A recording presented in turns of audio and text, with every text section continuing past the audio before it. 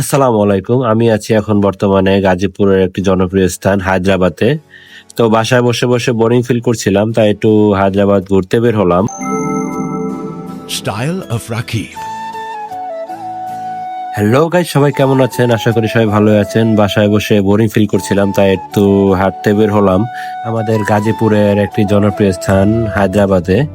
তো জায়গাটা আসলে অনেক সুন্দর। আপনারা যদি কখনো ঘুরতে চান, আসতে চান, দেখতে পারেন। জায়গাটা আসলে মোটামুটি ঘোরার জন্য অনেক ভালো। তো শুরুতেই মামার থেকে একটু আইসক্রিম খেলাম, বাট ব্যাড লাক, আমি ডাবল আইসক্রিমটা পেলাম না। যাক, কোনো সমস্যা নাই। তো একটু খেয়ে দেখি। এখানে এক মামা দোকান নিয়ে বসেছে বাচ্চাদের খেলনার। তো আমি একটু খেলনাগুলো দেখতেছিলাম, খুব সুন্দর। আগে ছোটবেলায় এগুলো আমি অনেক ঘোরাতাম। তো দেখতে থাকলাম আমার খেলনাগুলো আসলে সুন্দর। এটা কি একটা সাপ?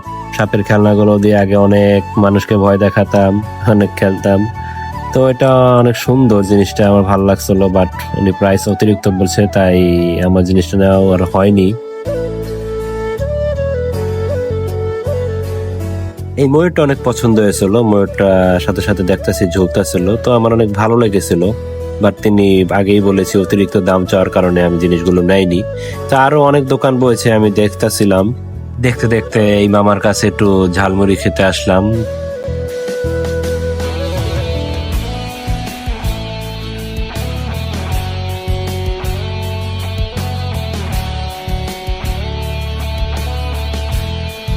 চলুন ঝালমুড়িটা খেয়ে দেখা যাক। হ্যাঁ, ঝালমুড়িটা আসলে অনেক মজাদার, সুস্বাদু ছিল। তা আমিও খাচ্ছিলাম অনেক মজা করেই। তো দেখুন বাইরের প্রকৃতির দৃশ্যটা কত সুন্দর।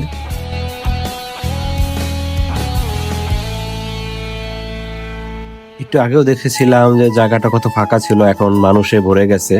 আসলে বিকালে একটু সবার সাথে ঘুরতে আসে, পরিবার নিয়ে এখানে নদীর হাওয়া বাতাস খেতে আসে। তো আমিও একটু হাঁটছিলাম রেল লাইনের ব্রিজ দিয়ে।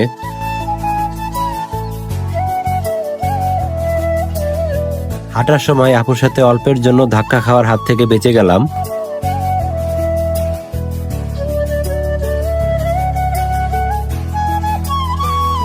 রেল লাইনে আসার পরে মামার হাতের পাঁপড় ভাজা খাইলাম। তো হ্যাঁ, আসলে পাঁপড় ভাজাটা আসলে অনেক সুস্বাদু ছিল, মজাদার ছিল। তো আজকের মিনি ব্লগটা এইটুকুই অবধি। সবাই ভালো থাকবেন, সুস্থ থাকবেন এবং আমার চ্যানেলটি সাবস্ক্রাইব করে দেবেন। আল্লাহ হাফেজ।